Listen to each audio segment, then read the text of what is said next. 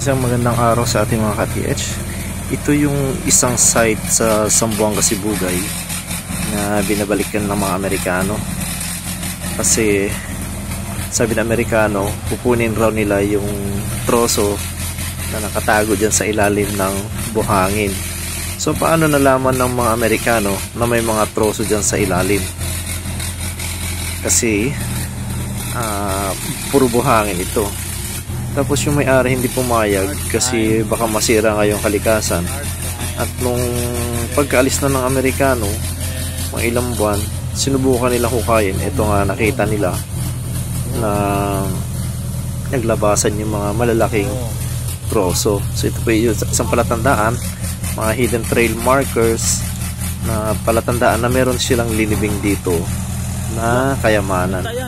So ito na ang tabayanan natin na makuha natin itong item na to. Pero ang kalaban nito mga ka-TH yung tubig kasi nga nasa dagat siya. So ang maganda nito, maglalagay muna tayo ng seed piles or sementuhin natin yung pinaka gilid ng pinaka tubig para tuluyan natin ma-recover to. Madali lang naman bumbahin to kasi natutuyo naman siya pag binumba mo yung tubig ng water pump o ng submersible pump.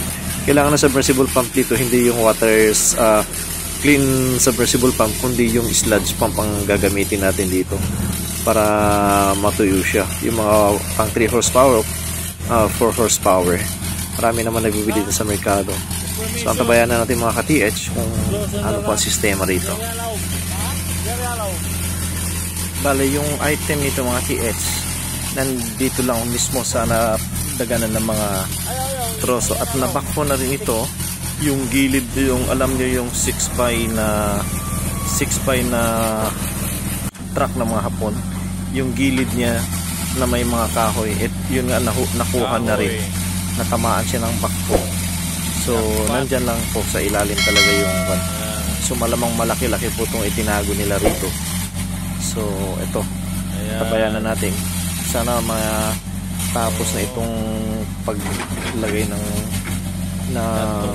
bakura niya para hindi makapasok yung tubig at para mabumba na rin natin itong tubig niya kasi yung tubig ang nagpapahirap dito eh. So makikita nyo yung mga kamada ng dito ng mga troso ay malalaki, sobrang malalaki talaga, hindi kayang yakapin ng isang tao.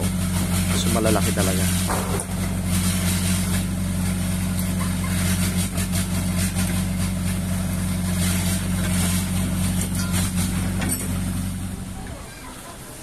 Eto dito sa parteng video na to mga ka-TH, makikita nyo naman na talagang disturb yung lupa.